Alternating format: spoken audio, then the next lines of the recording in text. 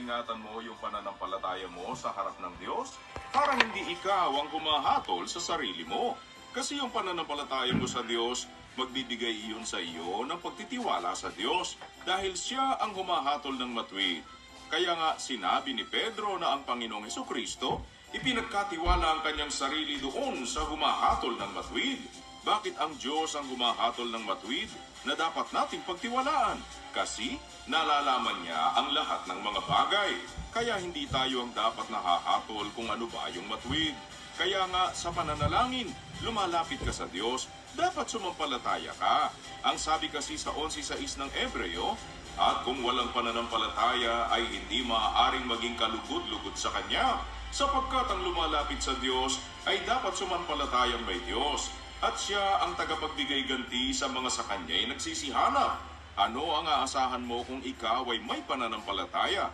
Ang aasahan mo yung ganti o pakikinig ng Diyos na sinasampalatayanan mo na humahatol ng matuwid, na nakakaalam ng lahat ng bagay.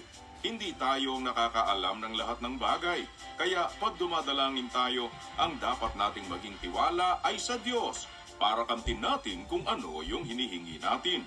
Ang sabi sa 37:5 ng awit, ihabilin mo ang iyong lakad sa Panginoon, tumiwala ka rin naman sa Kanya, at Kanyang papangyayarihin.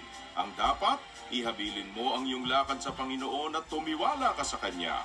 Ano ang maaasahan mo? At Kanyang papangyayarihin. Ang alin? Papangyayarihin niya ang matuwid. Kaya nga ang isa sa mga halimbawang ipinakita ng Panginoong Hesukristo, ipinagkatiwala ang kanyang sarili doon sa humahatol ng matuwid.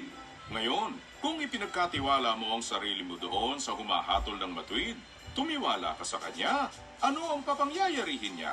Ang hatol niyang matuwid, kasi siya ang tagapagbigay ng ganti. At sampalatayanan mo naman na tinanggap mo na, kasi ang sabi, tumiwala ka rin naman sa Kanya at Kanyang papangyayarihin.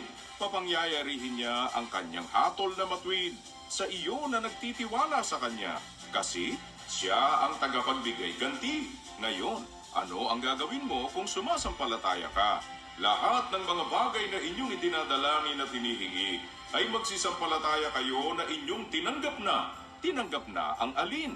Yung hatol niyang matuwid doon sa nagtitiwala sa Kanya, doon sa sumasampalataya sa Kanya.